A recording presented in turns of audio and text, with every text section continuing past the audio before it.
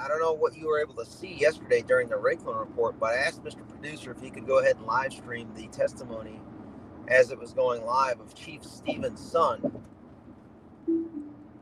which used to be the chief of the Capitol Police, on January 6th.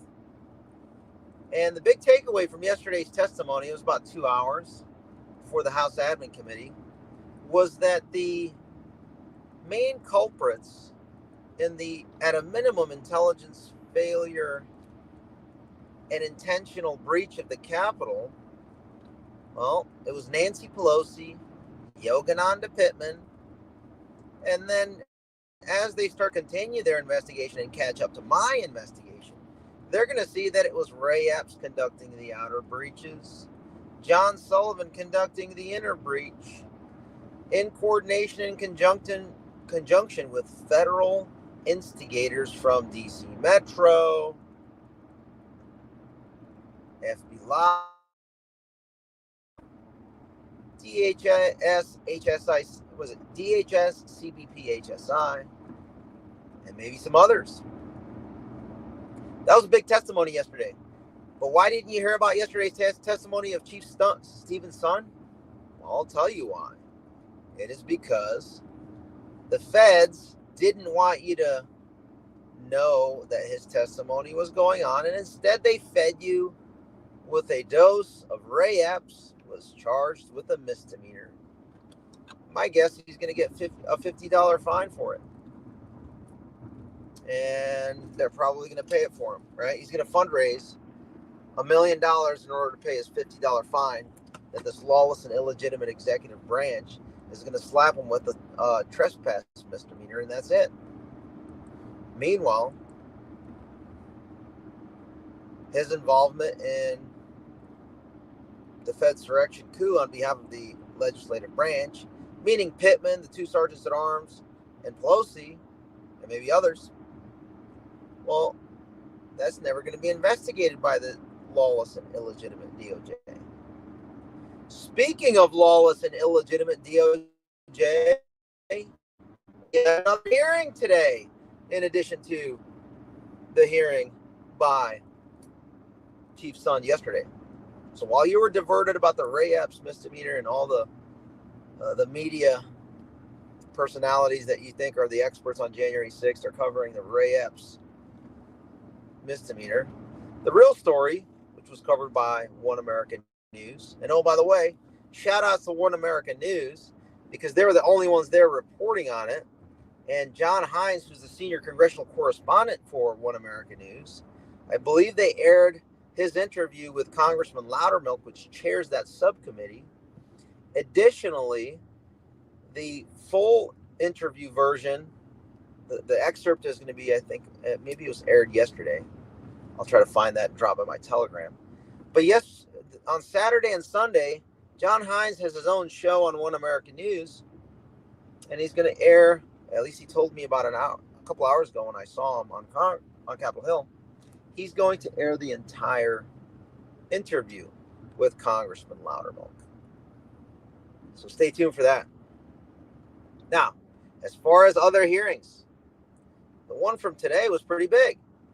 The illegitimate and lawless fake Attorney General, Merrick Garland, testified from 10 a.m.